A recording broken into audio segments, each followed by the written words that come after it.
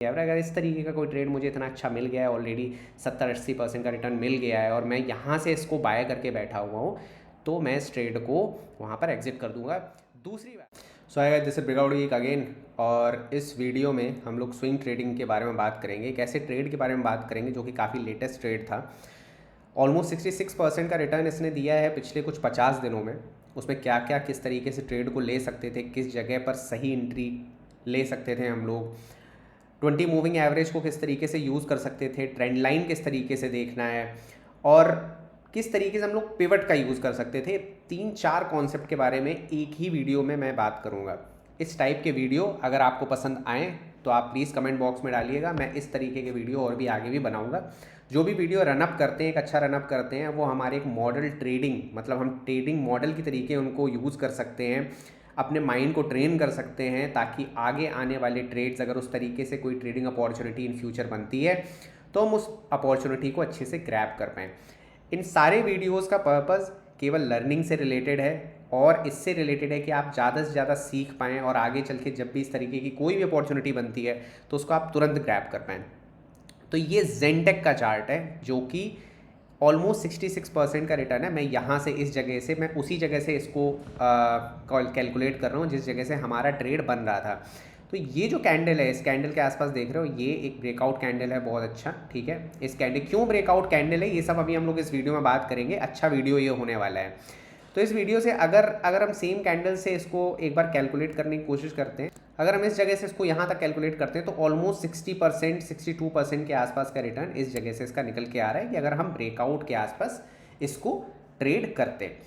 अब अगर same time frame पर या सेम चार्ट पे यहाँ पे किस तरीके से ट्रेड कर सकते हैं, आपको पहले भी पता है कि पिछले 2 महीने से मार्केट बहुत ज़्यादा वॉलेटाइल है, ठीक है। निफ्टी का अगर हम चार्ट देखें वो ऑलमोस्ट डाउन ट्रेंड में है और उस डाउन ट्रेंड में ये स्टॉक ऑलमोस्ट 60% ऊपर चला गया। टेक्निकल चार्ट पर आप उसको देख सकते हैं। सबसे पहली चीज़ है जिसके बारे में हम लोग बात करेंगे वो करेंगे ट्रेंड लाइन। एक अच्छा ट्रेंड लाइन ब्रेकआउट आपको देखना है। ट्रेंड लाइन ब्रेकआउट आपको कैसे देखना है कि वो 2 से 3 बार वो ट्रेंड लाइन आपस में टच करनी चाहिए। तो एक यहाँ पर किस तरीके से आप ट्रेंड लाइन ब्रेकआउट देखोगे, आपको यहाँ पर इस तरीके से एक ट्रेंड लाइन ब्रेकआउट दिख रहा है। अगर आप इसको यहाँ पर फॉलो करना बंद कर देते हो तो आपको दिख रहा है कि इस जगह के आसपास, यहाँ पर ये देखिए, इस ब्रेकआउट होने से पहले, इसके ऊपर जाने से पहले हमको क्या दिख रहा है, हमको दिख रहा है कुछ जगह पर एक ये यहाँ से, फिर हमने यहाँ पर ट्रेंड लाइन डाली, यहाँ पर टच किया इसने, इस जगह तक आया, फिर ऊपर नहीं गया, यहाँ तक आया, ऊपर नहीं गया, यहाँ तक आया, ऊपर नहीं गया, यहाँ तक आया, ऊपर नहीं गया। तो ये लगातार एक रेजिस्टेंस जोन बना हुआ था, इस जगह के आसपास लगातार एक रेजिस्टेंस जोन बना हुआ था। तो हमारा ट्रेंड लाइन जो है वो वहाँ पर एक फिट हो जाता है ट्रेंड लाइन, हमने उस ट्रेंड लाइन को वहाँ पर ड्रॉ कर लिया।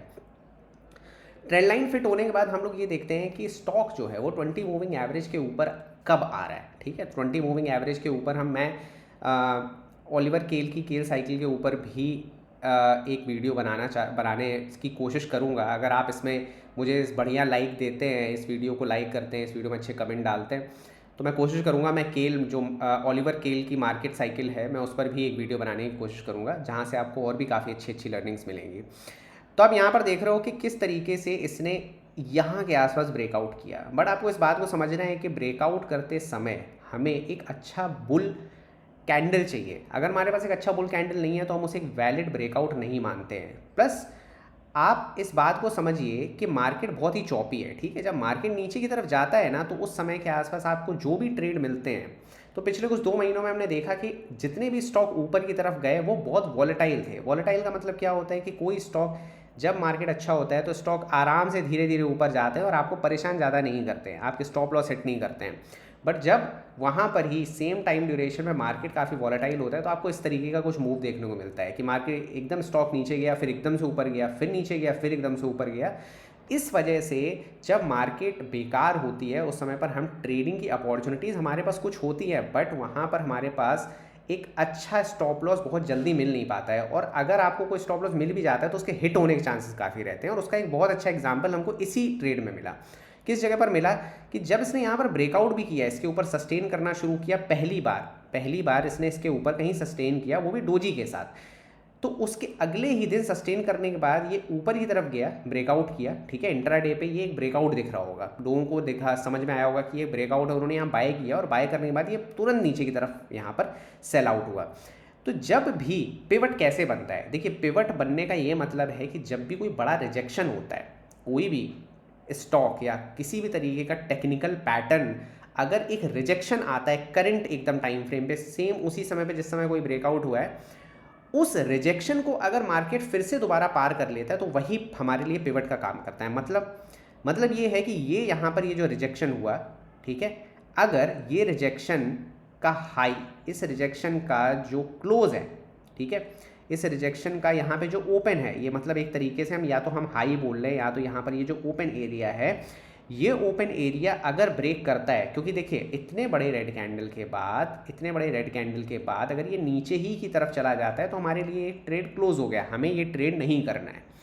लेकिन अगर इतने बड़े कैंडल के बाद इस जगह के आसपास यहाँ से एक ब्रेकआउट आता है, यहाँ पर सस्टेन करके यहाँ पे ब्रेकआउट आता है, इसका मतलब ये है कि ये हमारे लिए पिवट एरिया जो है वो ब्रेक कर गया है ऊपर की तरफ। और ब्रेक करने के बाद किसी को नहीं पता होता, देखिए यहाँ पर इस बात को बहुत अच्छे से समझना है कि किसी को नहीं पता होता है कि वो 66% जाएगा या वो 50% जाएगा या वो 20% जाएगा। लेकिन हमारा रिस्क रिवॉर्ड का मतलब ये है कि अगर हम इस जगह के आसपास यहाँ पर हमने पिवट बना रखा है और सेम डे पर अगर हम इस जगह एक एंट्री बनाते हैं तो इस जगह पर एंट्री हमारी ये कैंडल कितने परसेंट की है, अगर हम इस कैंडल पर क्लिक करें और इस कैंडल को देखें तो ये उस समय 3.75% की कैंडल थी। मतलब अगर आप इस दिन क्लोज वाले टाइम पे भी बाय करते हो तो आपका लॉस कितना है, जो भी आप कैपिटल लगाते हो उसका 3.75% आपका लॉस है। यानी अगर यहाँ से 3.75% को मैं 4 मान के चलता हूँ, मतलब 4% आपका लॉस है। अगर आपको यहाँ से इस जगह से 12% का भी रिटर्न मिलता है, इसका मतलब आपका रिस्क 1 था और रिवॉर्ड कितना हो गया, 3 हो गया।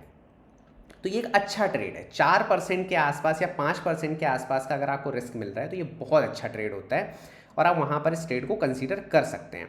तो इसने क्या किया, इसने पहले तो इस ट्रेंड लाइन को ब्रेक किया, ब्रेक करने के बाद ये पिवट बनाया और उसके बाद पिवट को भी ब्रेक कर दिया और पिवट को ब्रेक करने के बाद 2 दिन इनसाइड कैंडल बना के तुरंत फिर से इसने ब्रेकआउट किया ऊपर की तरफ। अब आप इस बात को समझिए, देखिए इतने दिन यहाँ पर होने के बाद अगर इसने यहाँ पर ब्रेकआउट किया है और ब्रेकआउट होने के बाद इस कैंडल पर, ये जो आपको कैंडल मिल रहा है, इस कैंडल पर you can book your profit, ठीक है। आपको यहाँ पर अगर आपने बाय किया, आपने यहाँ पर इस जगह के आसपास अगर आपको 1:3 के आसपास का ट्रेड मिल गया है, ऑलरेडी आपने 1 का 3 बना लिया है, तो आप 50% तुरंत सेल कर दो और बाकी के 50% के लिए आपको ट्रेल करना होता है, ठीक है। ट्रेलिंग किस तरीके से करते हैं, इस पर अगर आपको इस पर वीडियो चाहिए तो वो भी आप कमेंट बॉक्स में डाल देना, मैं उस पर भी आगे वीडियो बनाऊँगा। उसको ट्रेल करना होता है, बट यहाँ पर ट्रेल करने के लिए सबसे अच्छा फिलहाल के लिए 20 का मूविंग एवरेज हमारे लिए सबसे अच्छा काम करता है।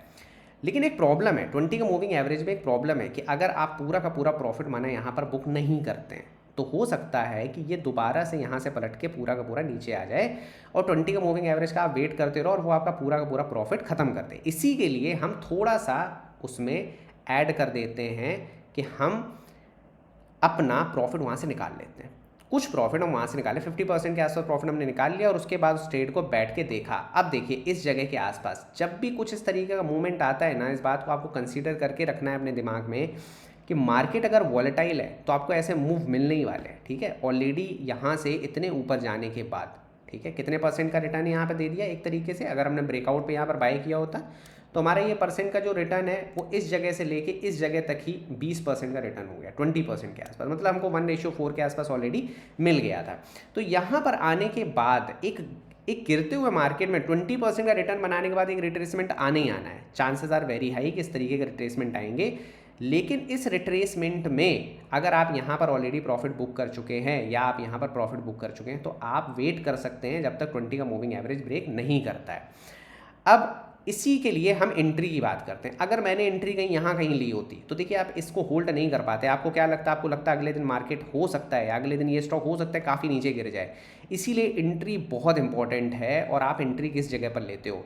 सेम स्टॉक में अगर किसी ने यहाँ पर एंट्री ली है तो वो इस पेन को बर्दाश्त कर सकता है, ठीक है, क्योंकि उसने यहाँ पर एंट्री ली है और वो ऑलरेडी प्रॉफिट में है। इसी ट्रेड में अगर किसी इंसान ने इस जगह के आसपास एंट्री ली है तो वो इस फॉल को नहीं सहन कर पाएगा और वो यहाँ पर उसका मेंटल कैपेसिटी जो है वो उसे इजाज़त नहीं देगी कि वो यहाँ पर बैठा रहे, तो वो यहाँ से निकल जाएगा और यहाँ से निकलने के बाद देखिए किस तरीके से ऊपर की तरफ गया। तो अभी इस बात को आपको समझना है कि पहले तो आपको अपनी एंट्री को बहुत अच्छा करना है। एंट्री को अच्छा करने के बाद आपको अपना पिवट पॉइंट ढूंढना है, पिवट पॉइंट पर ब्रेकआउट लेना है, ब्रेकआउट लेने के बाद सेम ब्रेकआउट को आपको प्रॉफिट सही टाइम पे बुक करना है, और सही टाइम पे बुक करने के बाद उसके बाद आप उसको होल्ड कर सकते हो। जब आप 5 स्टॉक लोगे, 5 स्टॉक में से शायद इतने बुरे मार्केट में शायद एक स्टॉक ऐसा होगा जो शायद 20 को होल्ड कर जाए और 20 को होल्ड करके ऊपर की तरफ जाए। और भी चीज़ें हैं जो हम इसमें देखते हैं, हम इसमें और भी चीज़ों को कंसिडर करते हैं। आगे आने वाले वीडियो में हम धीरे धीरे जिस जिस तरीके के चार्ट आएंगे उस तरीके पे और भी लर्निंग्स काफ़ी लेते जाएंगे, और काफ़ी चीज़ें रिपीट भी होंगी, जिससे आपको आपका जो मेंटल मॉडल है एक तरीके से क्रिएट होने लगेगा। इस समय अगर आप इसको देख रहे हो तो ये एक बार, 2 बार और तीसरी बार यहाँ पर 20 का मूविंग एवरेज को यहाँ पर टच करके ऑलरेडी धीरे धीरे करके ऊपर जा रहा है। इसका मतलब ये 20 मूविंग एवरेज को ज़ेनटेक बहुत अच्छे तरीके से यहाँ पर फॉलो कर रहा है। अगर 20 मूविंग एवरेज आगे चल के कहीं पर ब्रेक होता है तो वहाँ पर या तो एक फॉल आएगा, और या तो वो थोड़े अच्छे समय के लिए, मतलब कम से कम 1 महीने के लिए या कम से कम 1 से 2 महीने के लिए वहाँ पर ये रेस्ट कर सकता है, क्योंकि यहाँ से इसने लगातार मूव एक अच्छा दे दिया है। और अगर यहाँ से वो थोड़ा सा ऊपर और चला जाता है, 70-80% के आसपास का रिटर्न बन जाएगा सेम स्पॉट से, और वहाँ पर अगर ब्रेक नीचे की तरफ आता है 20 मूविंग एवरेज से, क्योंकि ये बार बार इसको सपोर्ट, यहाँ पर इसे एक तरीके से सपोर्ट दे रहा है, तो जब भी ये ब्रेक नीचे की तरफ आता है उस जगह के आसपास आपको या तो एक गिरावट दिख सकती है, और या तो वो डिपेंड करता है कि किस तरीके से ये स्टॉक वहाँ पर बिहेव करता है 20 मूविंग एवरेज के नीचे, और या तो ये इस तरीके से ऊपर जाकर वहाँ पर कुछ समय के लिए एक अच्छा कंसोलिडेशन बनाएगा 1 या 1.5-2 महीने के लिए, और फिर से एक ब्रेकआउट आ सकता है। इसीलिए अगर ये 20 का मूविंग एवरेज यहाँ पर जब भी ब्रेक करता है आगे चल के, तब आप इसमें प्रॉफिट बुक कर सकते हैं। लगभग 70% के आसपास मैं आपसे कहूँगा कि अगर आप एक अच्छे स्विंग ट्रेडिंग कर रहे हैं तो 70% के आसपास आपको वहाँ पे निकाल लेना चाहिए। मैं तो पर्सनली कोशिश करता हूँ मैं 100% वहाँ पर बुक कर लूँ अगर 20 मूविंग एवरेज। अगर इस तरीके का कोई ट्रेड मुझे इतना अच्छा मिल गया है, ऑलरेडी 70-80% का रिटर्न मिल गया है, और मैं यहाँ से इसको बाय करके बैठा हुआ हूँ, तो मैं इस ट्रेड को वहाँ पर एग्जिट कर दूंगा। दूसरी बात, अगर आपने यहीं कहीं आप बाय कर रहे हो तो बहुत आपको सावधान रहने की ज़रूरत है। क्यों? क्योंकि आप बहुत लेट एंट्री कर रहे हो, इस ट्रेंड में ऑलरेडी आपकी एंट्री लेट है। इसीलिए कुछ भी अगर ट्रेड आपको यहाँ पर ऊपर की तरफ कोई एक बढ़िया कैंडल मिल जाता है यहाँ पर, तो आप वहीं पर एग्जिट कर जाओ। आपको स्ट्रेंथ पे सेल करना पड़ेगा, क्योंकि अगर आप वीकनेस का वेट करोगे तो आपका पूरा का पूरा जो प्रॉफिट है वो ख़त्म हो जाएगा। लेट एंट्री अगर आप कर रहे हो तो लेट एंट्री पे आपको प्रॉफिट जल्दी बुकिंग करनी होती है। इसी के साथ इस वीडियो को ख़त्म करते हैं। आगे मिलेंगे नेक्स्ट वीडियो में और देखेंगे अगले किसी लीडर को जिसने एक अच्छा रिटर्न दिया है, और हम उस पर एनालिसिस करेंगे। ये वीडियो आपको कैसा लगा आप ज़रूर कमेंट बॉक्स में मुझे बताइएगा। Thank you so much. अपना ख्याल रखिए। Take care and bye.